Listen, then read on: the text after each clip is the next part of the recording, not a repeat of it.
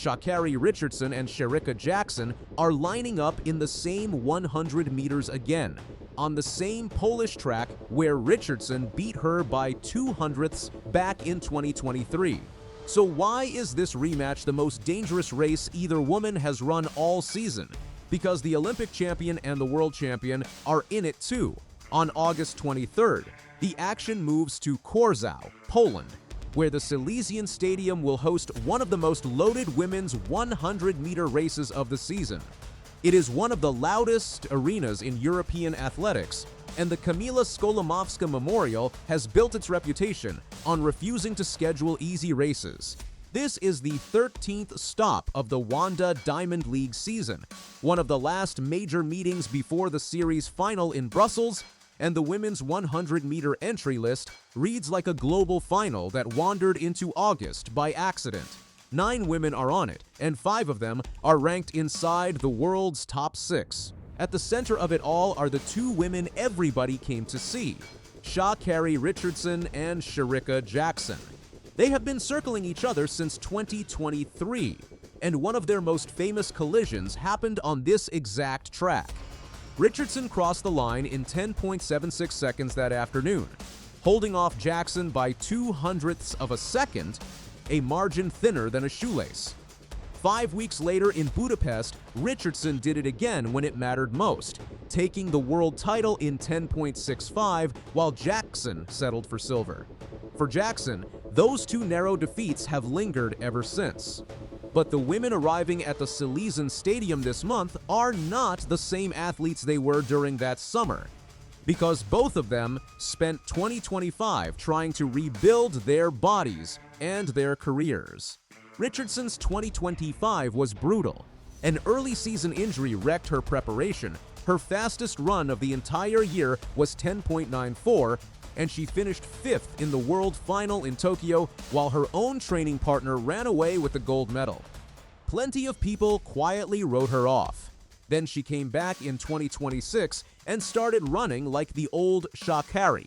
She clocked 10.77 in Florida in June, her quickest time in years.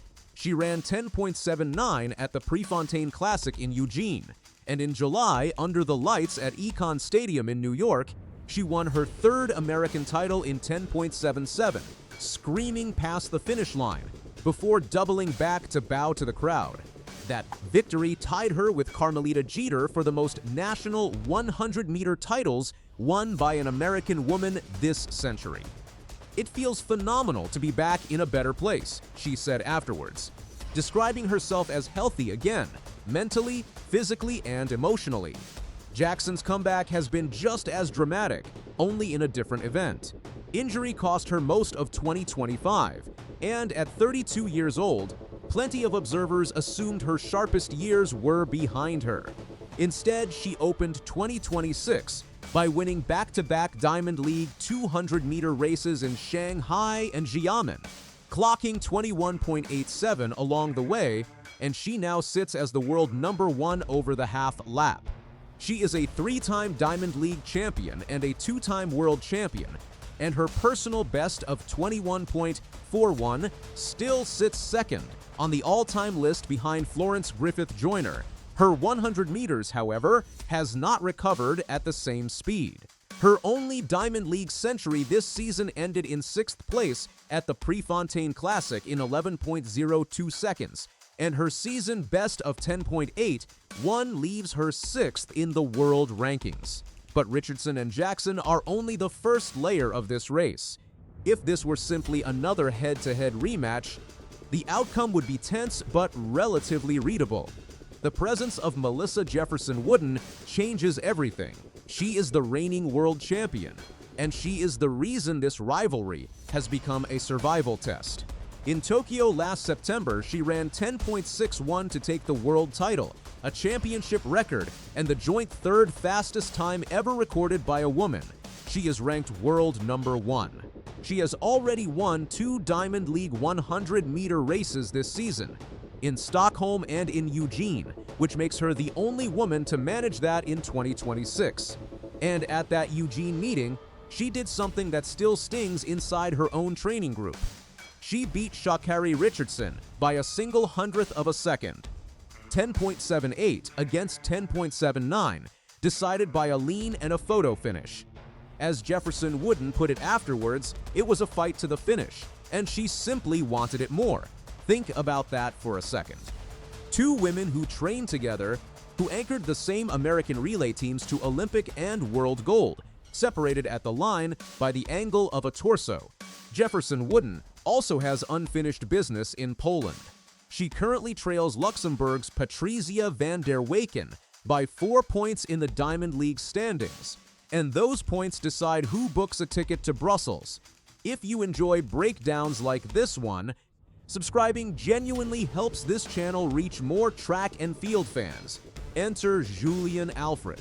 The St. Lucian is the reigning Olympic 100-meter champion, the woman who beat both Richardson and Jefferson Wooden in Paris. And she has won the Diamond League final in this event twice. Alfred's 2026 has been a strange kind of dominant. She won the Oslo 100 meters in 10.76. She won the Rome 200 meters.